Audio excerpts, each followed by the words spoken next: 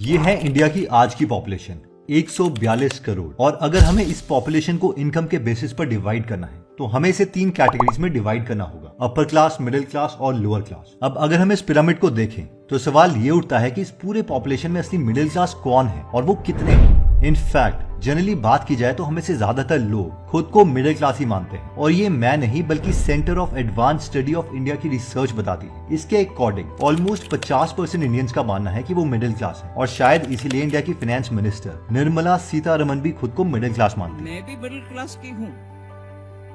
But सिर्फ मान लेने और रियलिटी में फर्क होता है, इसलिए काफी लोगों ने इंडियन मिडिल क्लास को उनके स्पेंडिंग लिमिट से आइडेंटिफाई करने की कोशिश की है। जैसे कि नोबल लॉरिएट अभिजीत बनर्जी के डेफिनेशन के अकॉर्डिंग इंडिया में 80% लोग मिडिल क्लास हैं। ये वो लोग हैं जो पूरे महीने में 5,000 से लेके 25,000 रुपए तक खर्च करते हैं। मतलब इनके 5,000 से 25,000 वाले डेफिनेशन को मान लिया जाए तो मुंबई और बैंगलोर जैसे शहरों में फल और सब्जी बेचने वाला, इवन घरों में काम करने वाले हेल्पर्स भी मिडिल क्लास में आ जाएंगे। और इसीलिए शायद हमें से ज्यादातर लोग इस डेफिनेशन से अग्री ना करें। बट अगर मैं आपको कहूं कि इंडिया का मिडिल क्लास सिर्फ इतना सही है तो हम में से ज्यादा लोगों को यकीन नहीं होगा। बट रियलिटी यही है। प्यू रिसर्च की स्टडी के अकॉर्डिंग महीने में 25,000 से 50,000 रुपए तक कमाने वाले लोग इंडिया का रियल मिडिल क्लास है, और इसमें सिर्फ 3% यानी 4 करोड़ इंडियंस ही आते हैं। और इससे भी शॉकिंग न्यूज ये है कि 95% इंडियंस तो लोअर क्लास कैटेगरी में फंसे हुए हैं और सिर्फ 2% इंडियंस अपर क्लास में है। इस वीडियो में हमारा फोकस इसी रियल मिडिल क्लास पर होगा, क्योंकि इवन एप्पल के सीईओ टिम कुक भी इसी इंडियन मिडिल क्लास को टारगेट करते हैं ताकि एप्पल इंडिया में ज्यादा से ज्यादा आईफोन्स बेच पाए। सुंदर पिचई और सत्य नडेला जैसे जीनियस लोग भी इसी मिडिल क्लास से आते हैं। चाहे हमारी गवर्नमेंट हो या ऑपोजिशन, सब इसी मिडिल क्लास की ही बातें करते हैं। बट आज एक इंडियन मिडिल क्लास इन दोनों कैटेगरी के बीच में फंसा हुआ है। ना तो उसकी तादाद बढ़ती है और ना ही वो अमीर बन पाता है। इन शॉर्ट वो उल्टा गरीब होता रहता है। बट रियलिटी में ये दिखता कैसे है, इसे हम 2 रियल लाइफ एग्जांपल से समझते हैं। इंडियन टेक कंपनी HCL 10 साल पहले अपने फ्रेशर को 25,000 की सैलरी दे रही थी। इतने सालों बाद भी यही सैलरी सिर्फ 30,000 रुपए तक पहुंची है। अब मान लेते हैं कि 10 साल पहले ये वर्कर 25,000 में अपना घर चलाते थे। बट अगर हम पिछले 10 साल की महंगाई को कैलकुलेट करें तो ये चीजें आज से 10 साल पहले 25,000 रुपए की मिलती थी। यही सारी चीजें आज 45,000 रुपए की है, यानी 30,000 की सैलरी में भी आज हम ये सारी चीजें नहीं खरीद सकते। और यहाँ तो सिर्फ बेसिक खर्चों की बात हो रही है। अगर आज हम इस कैलकुलेशन को नेक्स्ट 10 सालों तक ले जाएं, तो आज से 10 साल बाद HCL फ्रेशर की सैलरी होगी 36,000 रुपए, और यही बेसिक खर्चे बढ़ के 80,000 के हो जाएंगे। यानी लॉन्ग टर्म में मिडिल क्लास गरीब तो क्या बिल्कुल ही बर्बाद होता रहेगा। सेकेंड एग्जाम्पल है मेरे कजन का, जो अपने बेटे को फ्यूचर में एक इंजीनियर बनाना चाहता है, एंड इसके लिए वो बड़ी मेहनत से अपने पैसे भी सेव कर रहा है। आज किसी अच्छे स्कूल और इंजीनियरिंग कॉलेज में पढ़ाने की एवरेज फीस है ऑलमोस्ट 50 लाख रुपए। बट यही फीस आज से 10 साल के बाद अगर हम इन्फ्लेशन एडजस्ट करें तो 1.5 करोड़ से भी ज्यादा होने वाली है। अब मेरे कजन और उनके जैसे काफी लोग अपने पैसे तो आज के 50 लाख की फीस के हिसाब से बचाते हैं, लेकिन 10 साल के बाद जब एडमिशन करवाने का टाइम आएगा तब उन्हें पता चलेगा कि यही फीस 200% इंक्रीज हो चुकी है। और इतनी मेहनत करने के बाद भी वो वापस उसी मिडिल क्लास रैट रेस में चला जाता है जहां से वो निकलना चाहते थे, और उल्टा और गरीब होते हैं। बेसिकली वो एक रैट रेस में फंसे हुए हैं जो कुछ इस तरीके से काम करता है। 1. 2022 में इंडियन गवर्नमेंट ने सिर्फ 16 दिनों में 14 बार पेट्रोल के प्राइसेस इंक्रीज किए। मुंबई में तो 1 लीटर की कीमत 120 रुपए के पार जा पहुंची। 105 rupees in Delhi, 120 in Mumbai, diesel over 96 rupees in Delhi. But यही 1 लीटर पेट्रोल 2002 में सिर्फ 29 रुपए का मिलता था। मतलब सिर्फ 20 सालों में 300% इंक्रीज। और ये है रैट रेस का पहला रीजन, महंगाई यानी इन्फ्लेशन। इसी महंगाई की मार से मिडिल क्लास लोग अमीर होना तो दूर अपने मिडिल क्लास स्टेटस को मेंटेन करने के लिए भी स्ट्रगल करते हैं। इस वीडियो में लोग रोते हुए बता रहे हैं कि कैसे कोरोना के वक्त हॉस्पिटल्स में एडमिट होने पर भी लाखों रुपए की फीस उन्हें जमा करनी पड़ी। 1,90,000 रुपए का दिया और 1 लाख रुपए का, ऐसे 2,90,000। सबसे पहले पैसे की ही बात करते हैं। अभी घर में 3-3 लोगों को हो गया।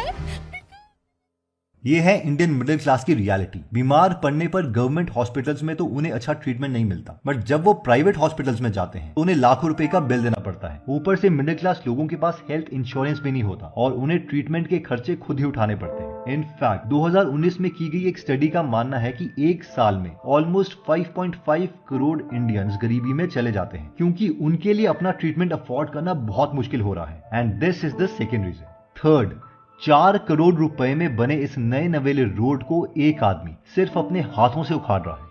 ठेकेदार के ऊपर कार्रवाई की जाए।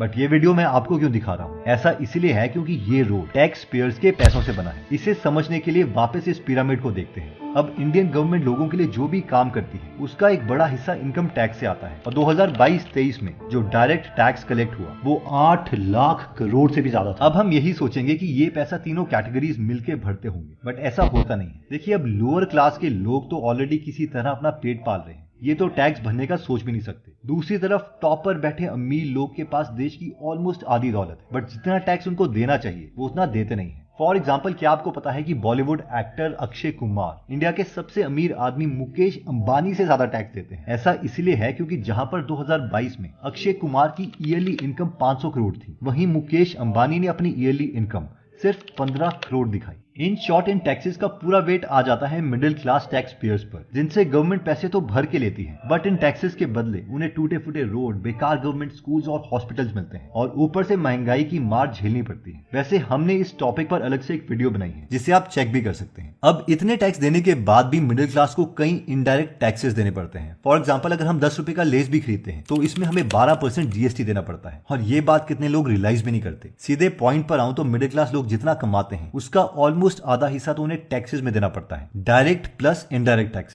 नेक्स्ट, ज्यादातर मिडिल क्लास घरों में जब कोई पैदा होता है तो सीन कुछ ऐसे होते हैं, मेरा बेटा इंजीनियर बनेगा। ये आपको फनी लगेगा, बट रियलिटी यही है कि ज्यादातर मिडिल क्लास किड्स के ऊपर डॉक्टर, इंजीनियर या फिर IAS IPS बनने का प्रेशर होता है। इसके ऊपर आता है पढ़ाई का खर्चा। इकोनॉमिक टाइम्स की रिसर्च के अकॉर्डिंग एक बच्चे को 3 से 17 साल की एज तक अगर किसी प्राइवेट स्कूल में पढ़ाया जाए तो इसका एवरेज कॉस्ट 30 लाख रुपए है। और तो और इसके बाद अगर उनका एडमिशन किसी बड़े इंजीनियरिंग कॉलेज में किया जाए तो इसका कॉस्ट 20 लाख रुपए हो सकता है, यानी टोटल 50 लाख का खर्चा। और ये रेट हर साल 10 से 12% इंक्रीज हो रहे हैं। नेक्स्ट, ये जो लोग हैं वो सहारा के स्कैम के शिकार हैं और अपना सारा पैसा गवा चुके हैं। हाँ, वही सहारा जो कभी इंडियन क्रिकेट टीम को स्पॉन्सर करता था। बेसिकली सहारा वाले एक पॉन्जी स्कीम चला रहे थे जिसमें कंपनीज झूठे प्रोमिसेस करके लोगों से बहुत सारा पैसा इन्वेस्ट करवा लेती है और जब पैसे वापस देने का टाइम आता है तो ये लोग सारे पैसे लेके गायब हो जाते हैं। वैसे ज्यादातर मिडिल क्लास इंडियंस इतनी बड़ी मिस्टेक नहीं करते, बट नॉर्मली हमारी इन्वेस्टमेंट उतनी अच्छी भी नहीं होती। अब टैक्सेस, एजुकेशन, ट्रीटमेंट और बाकी खर्चों के बाद अगर हमारे पास कुछ पैसे बच भी जाए तो हम लोग इसे फिक्स्ड डिपॉजिट, गोल्ड एक्सेट्रा में इन्वेस्ट कर देते हैं और ये एक बहुत ही बड़ी गलती है। फॉर एग्जाम्पल, इन सब में से हाईएस्ट रिटर्न फिक्स्ड डिपॉजिट देता है, जिससे नॉर्मली हमें एक साल में 6.5 से 7% का रिटर्न मिलता है। मतलब अगर हम 100 रुपए इन्वेस्ट कर रहे हैं तो एक साल के बाद 100 रुपए 107 रुपए बन जाएंगे। अब सुनने में तो ये फायदेमंद लगता है, बट असल में लोग इसमें अपने पैसे गंवा रहे होते हैं। ऐसा इसलिए है क्योंकि महंगाई भी हर साल 6 से 7% के रेट से इंक्रीज हो रही है।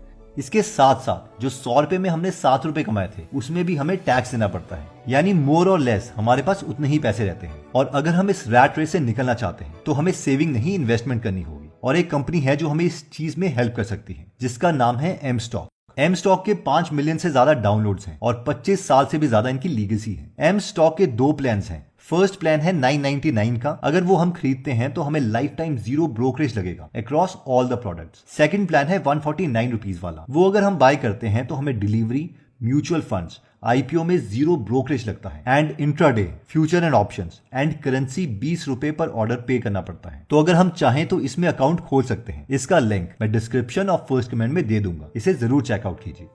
Coming back, last but not the least, 2020 में दिल्ली के 2 भाइयों ने लोन वापस ना चुकाने के कारण सुसाइड कर लिया। ऐसी न्यूज हम रेगुलरली देखते रहते हैं। इनफैक्ट 2008 में एक सर्वे किया गया जिसमें पता चला कि मेट्रो सिटीज जैसे कि दिल्ली, मुंबई और बैंगलोर में मिडिल क्लास लोग अपना 25% इनकम सिर्फ लोन की EMI भरने में खर्च करते हैं। इसका एग्जाम्पल है अपना खुद का घर होने का सपना। बेसिकली मिडिल क्लास लोग अपनी सो कॉल्ड स्टैंडर्ड को मेंटेन करने के लिए कोई कॉम्प्रोमाइज नहीं करते और इसका प्रेशर इतना होता है कि अक्सर ये लोग जरूरत से ज्यादा लोन्स ले लेते हैं और उसे वापस चुका ही नहीं पाते। इन शॉर्ट, महंगाई, टैक्सेस, स्कूल, हॉस्पिटल के खर्चे एंड लोन्स मिडिल क्लास लोगों को एक तरह से रैट रेस में डाल देते हैं जिससे वो कभी निकल ही नहीं पाते और कितने तो इससे तंग आके सुसाइड तक कर लेते हैं। और जो लोग किसी तरीके से सर्वाइव कर लेते हैं उनका हाल जिम के ट्रेडमिल जैसा हो जाता है। चाहे वो कितना भी दौड़ ले, वो वहीं के वहीं रह जाते हैं।